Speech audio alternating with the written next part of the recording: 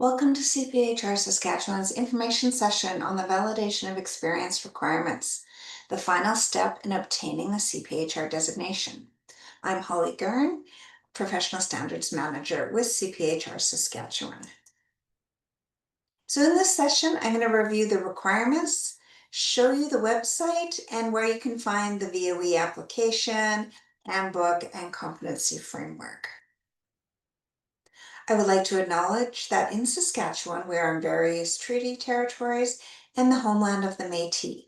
I'm joining you from Treaty 6 territory in Saskatoon, and we pay our respect to the First Nations and Métis ancestors and reaffirm our relationship with one another. So time frame, as a CPHR candidate, you have 10 years from the date you pass the NKE or have received approval for the NKE waiver to complete the VOE process. So as an example, let's say you passed on December 12th, 2024, and you have until December 12th, 2034 to successfully pass the VOE. It may take more than one attempt to be successful, so don't wait until your final year to submit. If you're not sure when your candidacy expires, you can find that under your profile. So make sure you go to our website, www.cphrsk.ca, sign in. It's always a good idea to make sure you're signed in all the time so you see the full benefits of being a member of CPHR Saskatchewan. And then you can go over to my profile and scroll down and it'll show you when your candidacy expires. If you haven't already done so, request your transcripts be sent directly to us from your educational institution or through MyCreds. If your education is from outside Canada, WES or iQuest will need to assess your education and send us the evaluation reports directly.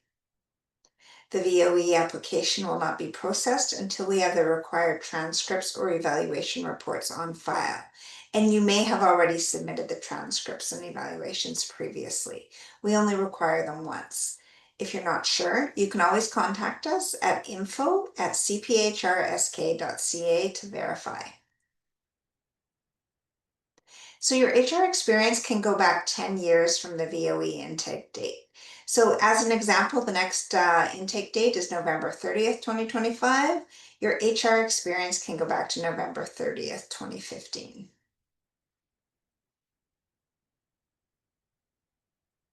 "51% or more of the time must be doing HR work to be considered."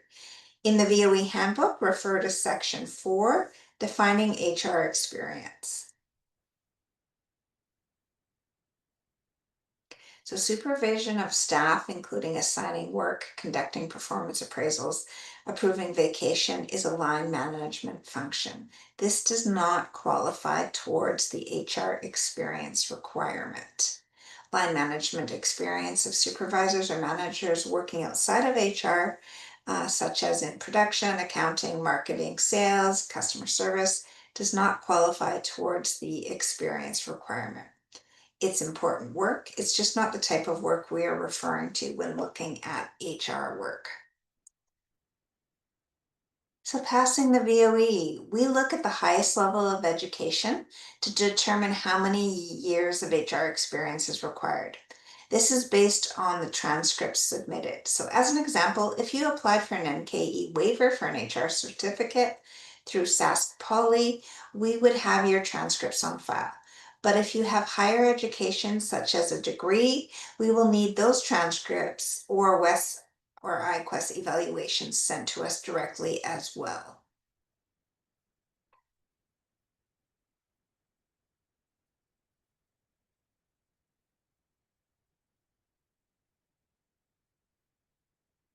So applicants must successfully demonstrate a minimum of 8 examples where HR work is at the advisory HR level and aligned to the competencies. It's always best to provide a few more than the 8 examples in case you don't receive credit for an example. Maximum number of examples that can be submitted is 12, And for each position you've listed in Part B, Advisory HR, a minimum of one example is required and must successfully pass in order to receive credit for time in that role. Your membership must be in good standing with CPHR Saskatchewan, and you agree to abide by the CPHR Saskatchewan's Code of Ethics and Standards of Professional Conduct. If you were approved for the senior pathway, meaning you did not write the NKE or receive an NKE waiver, you may only include positions under Part B Advisory HR that were approved as part of the initial assessment. No other positions should be listed in the VOE application. Again, that's only if you were approved for senior pathway. There are two types of HR experience that we look at. And there's information in the handbook that goes into detail. So there's the advisory HR experience in which you're providing examples to demonstrate that. And there's administrative HR experience, which if you're providing administrative HR experience positions, you do not provide examples for that type of work. So advisory HR experience. So work will involve thinking at the strategic level. Delivery may be operational, working autonomously with a range of stakeholders. You're exercising independent judgment, establishing a diagnosis in HR. You're making recommendations and influencing decisions, implementing policies or practices in HR. The following factors are considered. So independence of actions, the amount of planning, self-direction, decision-making, and autonomy involved in the work, the depth of work requirements, the extent to which work requires analysis and interpretation, responsibility of work outcome, the accuracy and extent to which the individual is held accountable for their work and decisions. And information regarding this can be found on page 6 and 7 of the handbook. Administrative HR experience is more prescribed and transactional. The HR tasks are routine in nature, lower in complexity, direction is clearly defined, and lower autonomy. So examples are not required for administrative HR experience. There is a chart in the handbook on page 7 which outlines different job responsibilities and if it falls under advisory or administrative HR. You may want to circle your responsibilities if you see them listed and see where your responsibilities fall. It's not an all-inclusive list, but it will give you a good idea. The VOE application is aligned to the competency framework. And within the framework, there are HR competencies and general competencies. The link can be found on the website and in the handbook. And again, I will show you where you can find that. You only need to worry about the HR competencies for the application. So there are 9 competency areas. Within those 9 competency areas, there are 49 specific competencies. More detailed information on them can be found in the competency framework. In order to check off competency in the application form, you must be proficient in that area. What does proficiency mean? Proficiency demonstrates the ability to draw upon prior experience to perform the competency by planning, interpreting, analyzing, and tailoring to the environment. When you are selecting the competencies, you need to provide examples for your advisory HR experience using the STAR method on the application form, which I'll show you in a bit. The STAR method stands for situation, task, action, and result. Tie your example back to the specific competency and the overall competency. Speak to what you did, your role, your actions, and how it aligns to the competency. Use the I language. You must write out STAR in your example. So, situation. Choose a situation that will exhibit the competency provided. Choose a situation that will exhibit the competency and provide a brief explanation. Task. Describe your individual role within the situation. Explain the task you were responsible for. Action. What action did you take to complete your task? This allows you to speak directly to your strengths in detail and show your understanding. Result. Explain the outcome of the situation. Share how your role contributed to the team, project, or organization's objective. Again, a minimum of 8 examples are required, no more than 12. And for each position you have listed in the advisory HR section, you must have at least 1 example for that position to receive credit. So again, when selecting the competency, make sure the example also aligns to the specific competency and the competency area. So as an example, let's say I picked 1.3.4, provide support to individuals, teams, and organizations to identify and achieve shared objectives. So that could apply to anything, but you need to tie it back to 1.3, inclusion, diversity, and human connections.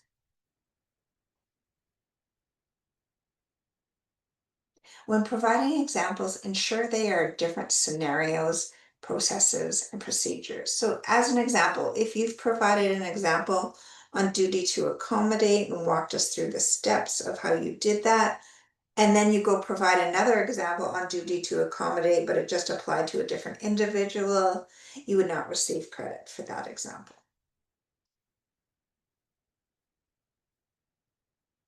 I will walk you over to the website. Read the handbook before starting the application, as you may miss something. So strongly recommended to do that first. So just bear with me as I go to share another screen.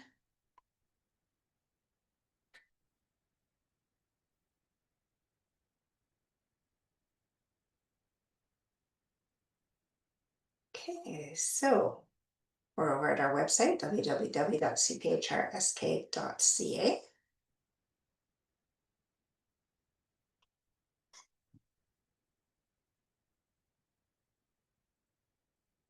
You want to make sure you're signed in. And then over here, that's where you would click on My Profile and go and check and see when your candidacy expires. So for the VOE process, for anything designation, you're mainly going to go to the CPHR site here. So CPHR, become a CPHR, and you're going to go down to validation of experience.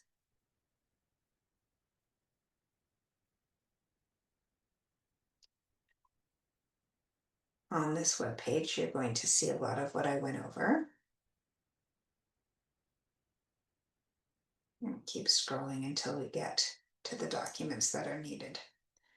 So the VOE handbook, the VOE application, and the competency framework. So I have already clicked on those and opened them.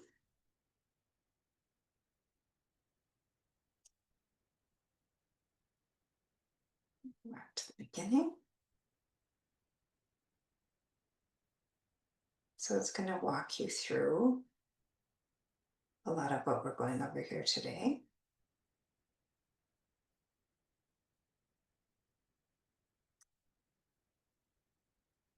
Review defining HR experience, advisory HR, and administrative HR to get a better understanding. This is the chart that I referenced earlier. So again, it's not all inclusive. You can go through and see if your responsibilities fall on this chart to give you an idea if your position may be more administrative or advisory. And it could be that your position is administrative, but at times you do advisory level work, but you would need to be doing the advisory level work 51% or more of the time to be considered at that level.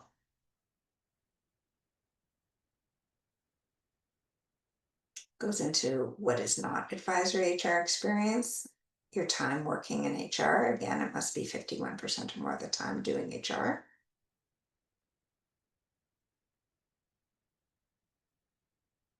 Talks about your education and the HR experience that's required at the levels, depending on your level of education. If your experience is in non-HR specific roles, the competencies, the STAR method, some more specifics, and then there's an example you're going to want to refer to. And then it gets into what documents are required, and I will get into that here shortly. So please review that first before you start working on your application. And I had also downloaded the competency framework. You're going to want to go to Appendix 1. And that'll show you the HR specific competencies. So it shows here the 9 competencies, and within those 9 competencies, that's where you're going to find the 49 specific HR competencies. And it's going to give you some more detail about that. So if you think you have an example tied to a certain competency, you may want to come to the competency framework and review it and see if it meets it. So you can go through that again. It lists all 49.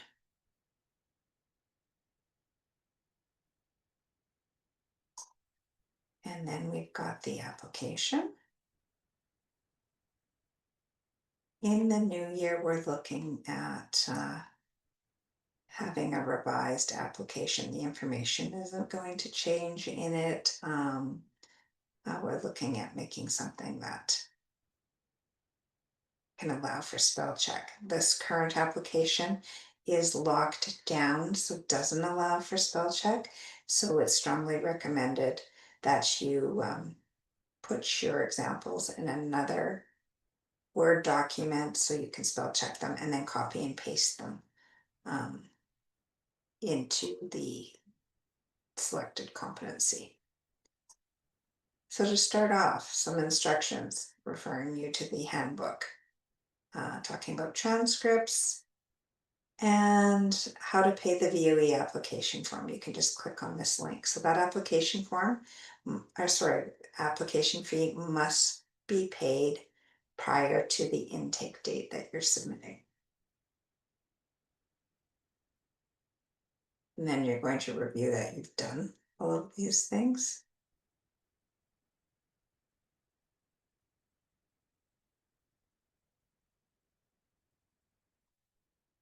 And at the time of the intake date, the application must be considered complete. So we actually recommend submitting your application at least a few weeks earlier, because I do a review of them and I will get to that later on.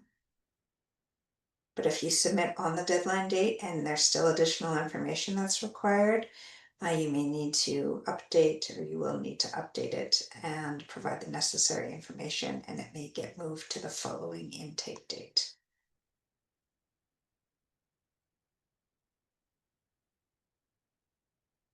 Okay, so Part B, advisory level. If you are submitting your current position, you're going to submit the information here. You're going to put the job title, your employer, start date. And you can leave the end date blank because it's your current position and you're still working there. If claiming a leave of absence during this period, you will click yes or no. If yes, you're going to include the dates if it's longer than a month. What percentage of your work is HR? You're going to include that percentage. Again, if it's less than 51%, it will not count towards the years of experience requirement, so there's no point in even filling out that information. How many hours do you work per week? Number of employees supported by the HR function, and then provide a summary of the work you have performed. You can go into more detail. Just don't copy and paste your job description. And there's a few sections here for advisory level positions that you may want to include. So if you're not including your current position, then you may jump down to your previous position and include that. Let me go back to the current for a second. If you've only been in your current role for a short time, you may not even want to consider putting it in. If it's less than 3 months, it may not be worth it for you. And then you're going to come down to Part C, administrative level work. And if you're including admin type work, you're going to submit similar information to the above. If you're submitting through the senior pathway, you will not submit any administrative positions.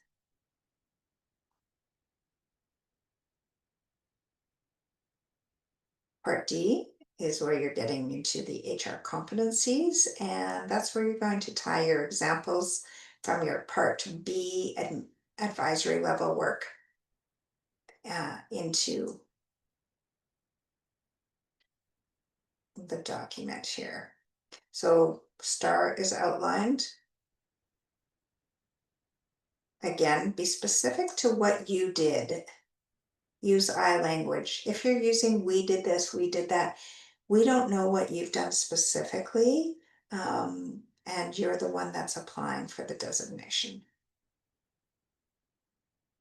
Okay, so as an example, I'd already typed this in previously, but we're going to do it again. So let's say I'm the manager of HR for XYZ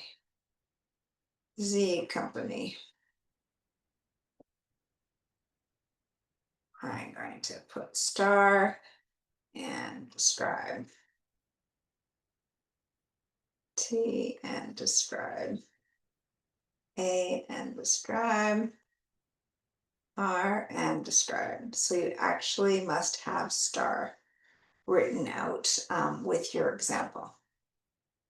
And it could be that maybe under other competencies, when I'm scrolling through, let's say under 1.2, I have no examples, and that's fine. So you're going to go through and again have a minimum of 8. Always better to have more in case you do not receive credit for an example, and you must have a minimum of 1 example for each position listed under Part B Advisory HR. I'm going to scroll down here. Under member declaration, you're going to read the above, insert your signature and date. You're going to read this, attesting that all the information is accurate, and submit your signature again and date. Under Part F, employer verification. If you're submitting your current position, you are going to have your current employer sign off on this. So you're going to put your name, your supervisor's name, their title, the employer, their email address and phone number. They're going to review the information that you've provided for that specific role. They're not signing off on other information you've provided for other positions. They're going to sign it, date it, and complete this information.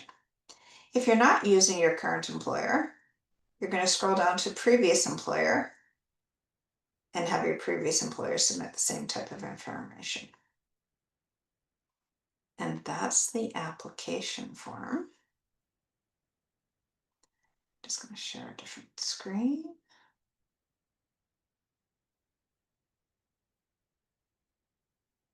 Oops.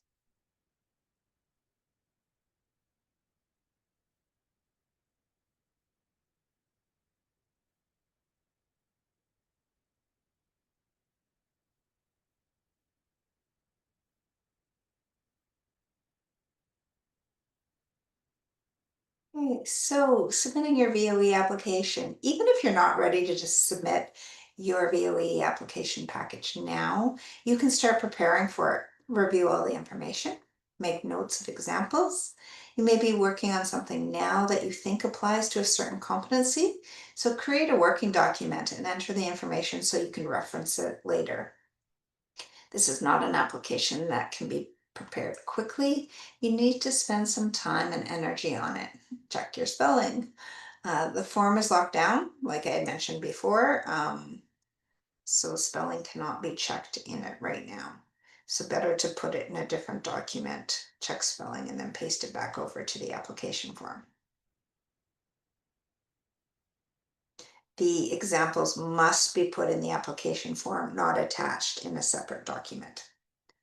Have a mentor or trusted advisor or HR professional read it over in detail and see that it makes sense to them, and ask them for feedback. Remember the I language. We have 3 submission deadlines, April 30th, August 30th, and November 30th. They must be submitted by 9 a.m. on that date. Again, recommended to have the application submitted a few weeks prior to the deadline, like around the 15th, in case additional information is required. I have had people submit their application a few months in advance too, and that is totally fine.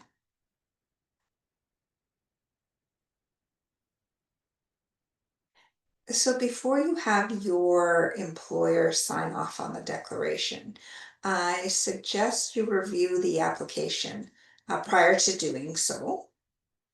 And I'm going to tell you, I end up doing a high level review of the application. I don't go into detail to make sure that the examples meet the competencies you've selected, as that is the role of the VOE committee. But this is what I'm looking for. First, that the VOE application fee has been paid, that we have the transcripts on file. Then I'm going through the application. Under Part A, member information, include the current information. Not all positions in your resume need to be listed in the VOE application. Under Part B, advisory level employment history. If including more than one position with an employer, you must break it out separately. If you were promoted and you have 2 job descriptions, break that out separately. So you had your original one and then you were promoted, and they gave you a new job description, then you would need to submit both. If the position is not doing 51% or more, HR do not include it. It won't be considered. So for each position you're listing under Part B, you must have a minimum of 1 example, and the example must be successful to receive credit towards the experience requirement. If no examples provided, remove that from Part B. Job descriptions are required for all positions, and I'm going to get into that in a little bit. If no job description, remove information from Part B and any examples if provided. If including positions in Part B, do not also include them in Part C and vice versa. Under Part C, administrative level. If the position is not doing 51% or more HR, do not include, it won't be considered. Job descriptions are required even for administrative HR level work. If no job description, remove the information from Part C. Do not provide examples for any positions listed in Part C. Part D, HR competencies and examples. Check to make sure that every example you've included spells out STAR. Are you using I language? Is it clear what your role is in the example and what you were responsible for? Outline the steps you took. If not, please go back and update your examples. Again, maximum 12 examples. Mark an X beside the competencies you are providing examples for. Have a colleague, mentor, or trusted advisor review your examples. See that they make sense. And then I look for the declaration, so where you've signed it and date it in 2 different places. And then Part F, the employer verification. So current employer or the previous employer has signed off on that. Your chronological resume must be included, so make sure it's up to date.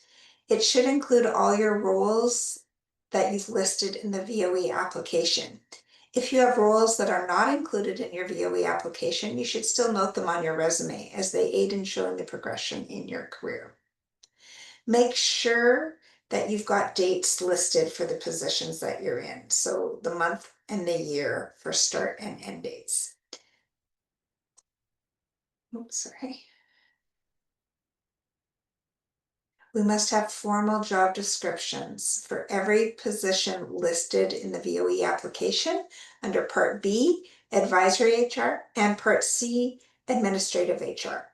Your organization's name should be included to clearly identify the position.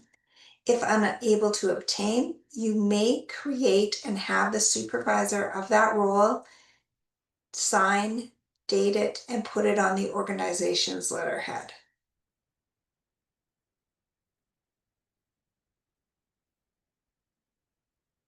I'm looking for consistency when I'm reviewing the application package. So titles and the employer name must be consistent between the VOE application, including how it's referenced in the examples and in the resume and in the job description. Often I will send applications back if titles are different and employers' names. So it's best to review that beforehand. The dates must be the same in the application and the resume. If including a reference letter instead of a job description, the dates must also be consistent. If it's not consistent, please go back and update it.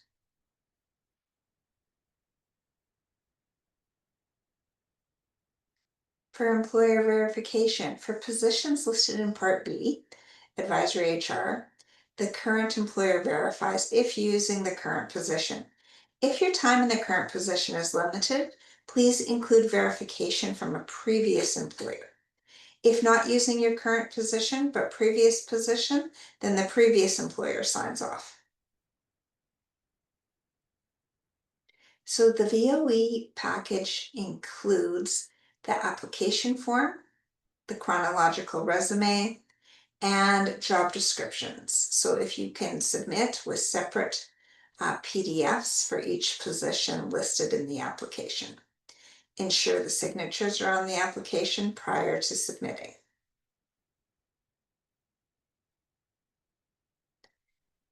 And also double check that you have paid the $150 application fee.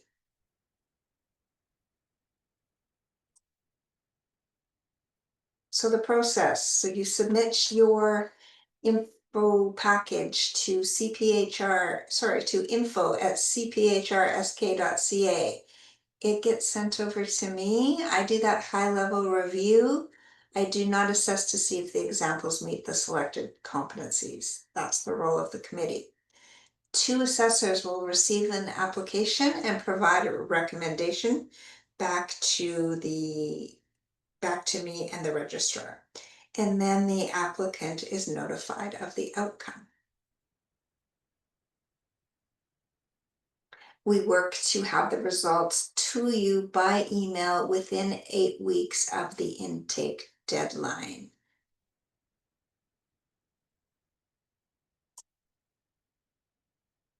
If you pass, you'll be granted the CPHR designation. If you're not successful, you can submit as many times as needed. You do not need to pay the application fee again. So fees and certificates. So the VOE application fee, it's $150. Submit that by the submission or intake deadline, and this fee is only paid once. Once you pass the VOE, there is a $400 VOE completion fee, and you will be invoiced for that after you receive the letter with your results for being successful. You will receive a frame designation certificate upon becoming a CPHR, and those are ordered a couple times per year.